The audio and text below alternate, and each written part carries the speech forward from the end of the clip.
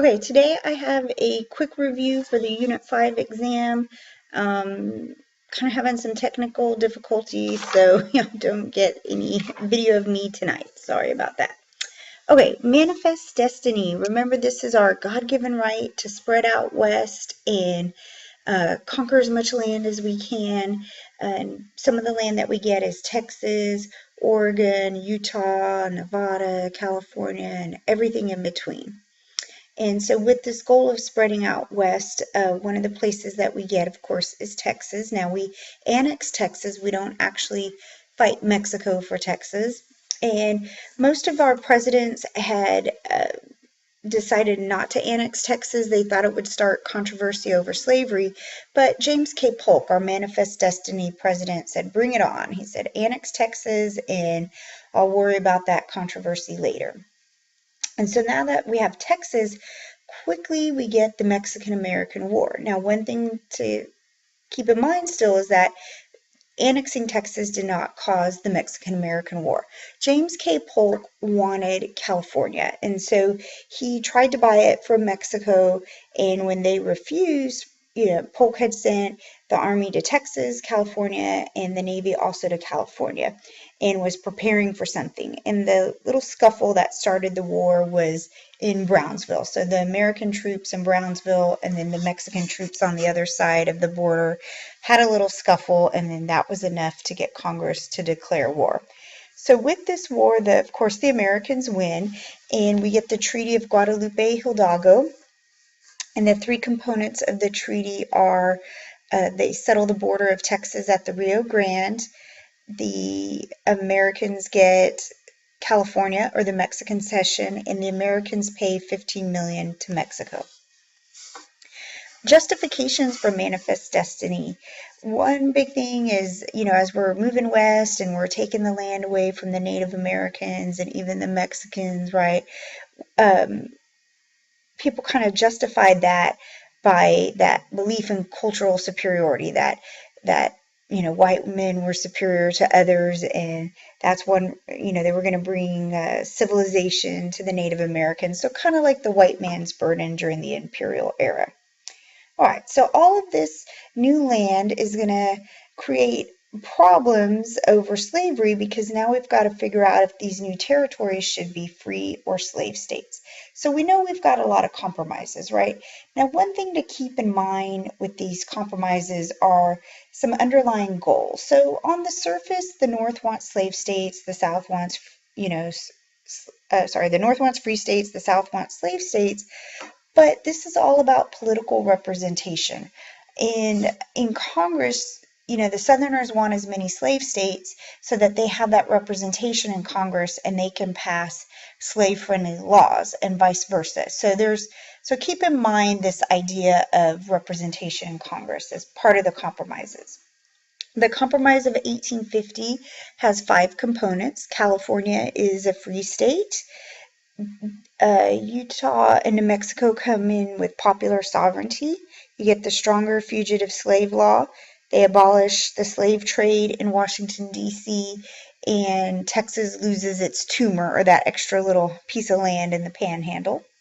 The Kansas-Nebraska Act gives Kansas and Nebraska popular sovereignty, of course. And then what is popular sovereignty? That's where the people get to vote whether or not to have slavery. The Brooks-Sumner incident. This is where Bully Brooks beats up Sumner, the senator who gave the Crime Against Kansas speech, which was against slavery and against Brooks's uncle. And so Brooks will take out his cane and beat Sumner. Now, this is important because it shows that even your senators, your elite politicians that should be above violence, are getting violent, just like John Brown. So this shows that compromise is not working, and there's a breakdown of trust between our political leaders, right, and the people. So kind of foreshadowing that everything's going to fall apart. The Dred Scott versus Sanford court case. So first the court says that Dred Scott cannot sue because he's a slave, but that they're going to go ahead and make a ruling anyways. And they say, no, Dred Scott cannot be free because he's property, and you can't take away property without due process. And just because someone moves takes their property to a free state, that's no reason to take it away. So this is a big blow to the abolitionist movement. And basically it says you can have slaves everywhere. You can have them in the free territories and free states. And it undoes the Missouri Compromise. That 3630 line is no longer valid. Okay, with all this, we of course get the Civil War. So let's start with Robert E. Lee. Lincoln had asked him to be his general, but he turns him down when Virginia asks, right? And the Virginia will ask him to lead up their militia, their forces. And so Lee says he's got to side with his state. And so he will quickly become the commander of the Confederate armies. So this shows that states' rights, that state pride in the South, which is a cause of the Civil War, but the main cause of it's slavery. It always has been, it always will be. And slavery is the big cause. Others are like, but states' rights and the economy. Well, states' rights to do what? To own slaves, right? And what economy are they trying to protect? Slave-based agriculture with little diversity, right? Okay, so definitely slavery is the cause. So the border states, these are Kentucky, Missouri, Maryland, West Virginia, and Delaware. These are southern states that actually have slaves, but they do not secede from the Union. Now, President Lincoln is pretty happy about this and wants to make sure and keep them in the Union. So he will send troops down there, regulate them closely. Remember, he will imprison rebels or conspirators if need be, so that they don't have the opportunity to rebel. Now, the one little gift that he gives them is he does not free their slaves. He wants to keep these states happy, right? Now, if the border states do secede, that will double the population of the South, so they are very important. Strengths and weaknesses of the North and South. So strengths of the North would be a navy, large population of 22 million, but a solid economy, solid government, more manufacturing, railroads, banking, money, all those kinds of things. The strengths of the South are generals fighting for a cause. They really felt like they were protecting their way of life. And of course, fighting a defensive war on their own land that they know well. Now, weaknesses of the North would be poor generals and being divided over the cause or the goal of the war. Some say it's, to preserve the Union, but others really think, aren't we fighting to abolish slavery? And it's a little bit harder to be unified on that front. Now, weaknesses of the South, no navy, poor transportation, low population of only 9 million, few factories and manufacturing, a little banking industry, and it's just going to be that much harder for the South to mobilize for the war. So one idea is that we have a total war where the whole country is participating in the war. And so you've got your men fighting, women volunteering and nursing, and then factories making war goods. And so it's something that affects all of society. And for as far as mobilizing and creating this total war, it's going to be that much easier for the North to mobilize because they've got factories, they can quickly convert them to make war goods, and so they'll have a definite heads up on the South. War goals. So Lincoln says he's fighting to preserve the Union, and he is.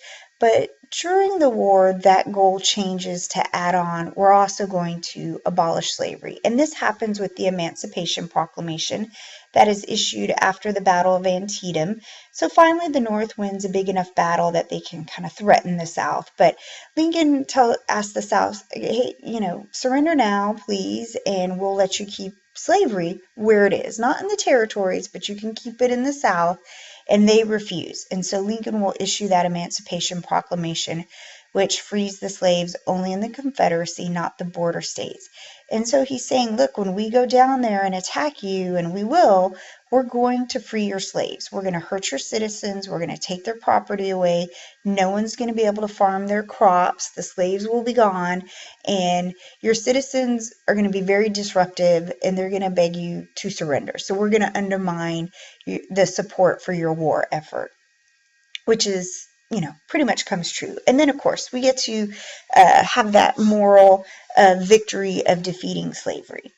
Okay, so with all this, we know that the North wins the war, And then we have Reconstruction, so physically rebuilding the South, readmitting the southern states, and then what do we do to help your freedmen? So now helping your freedmen would be the Freedmen's Bureau, and they do some direct aid, but their biggest accomplishment would be schools, of course, and helping out where they can.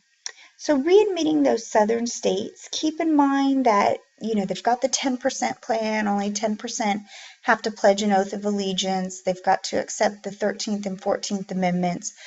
But that sounds really easy, but it's hard because those southern states resist, right? They resist and they don't want to do anything that the North is asking them to do. So your Southern attitudes are bad, right? They don't like the North. They don't like Reconstruction. They don't like blacks, right? And they're going to resist and try to keep equality from happening. So what happens if you're, a free black? Is your life that much different? Well, one continuity would be sharecropping. So if you become a sharecropper, which 3/4 of our black citizens did, that it's not much different than slavery. You're farming the same person's land, little pay, you don't own any property, it's long hours, you're not a whole much better off. You've got your freedom, of course, and your family cannot be sold, but it's economically it's still that agriculture.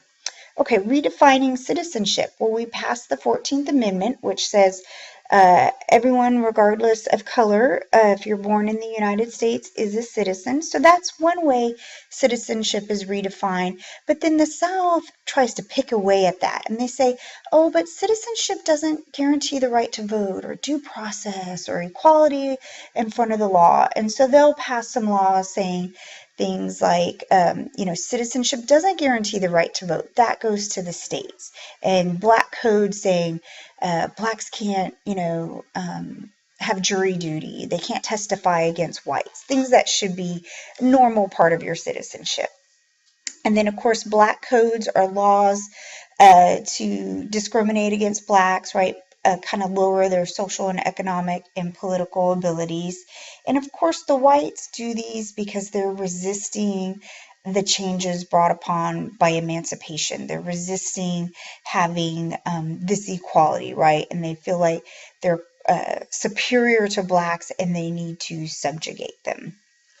Congressional Reconstruction is also known as our military Reconstruction, where you've got the 5 military districts to really watch the South and make sure that the Klan and other groups cannot discriminate and terrorize our Black Americans. And then finally, we've got the election of 1876. This is Rutherford B. Hayes versus Tilden. And there's no one gets a majority of the Electoral College votes. So the House of Representatives will decide the president. And with this, we get the Compromise of 1877, which, Rutherford B. Hayes says, look, if you elect me, I will go ahead and Reconstruction. And he does. He will go ahead and do that. And one of the big reasons that he will end Reconstruction is because it's lost popular support. Your Northerners don't like it. They're tired of it. It's too expensive. And they've grown weary of fighting the Southerners. And then, of course, your Southerners really never liked it. Okay, well, I apologize for the visuals are very poor, but if you listen to this, I hope it will help you on your test.